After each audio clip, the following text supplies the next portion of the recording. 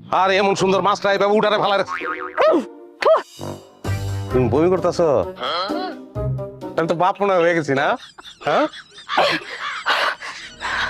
পচা মাছের গন্ধে বমি করতেছি আমি। মাছের গন্ধে যদি বাবা অঞ্চাতে তার দুই দিলই। আমি দেখছি তোমার বমি করতেছ।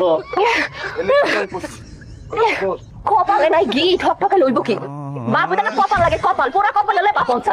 তুমি আমার পুরা কবিলা কইলা না? পোড়া কপালের পোড়া কথা না কইবা তো কি শাশুড়ি বলে কইবো? এত বড় একটা মাছ কিনার সময় কিনা ভালো না খারাপ এটা কি তুমি বুঝো নাই? হ্যাঁ, নিরাপদ যোগ্যতা নাই তোমার, বুঝছো? তুমি একটা অমানুষ। আর একটা পচা মাছ আনছি, এলিগে তুমি আমার অমানুষ কিবা? ও মাছ কইতে পারো মাছটারে?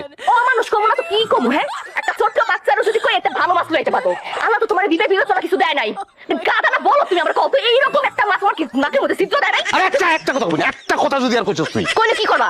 পচা মাছ দিয়ে বাইরে মেরে ভালো করে মানুষ কি তুই?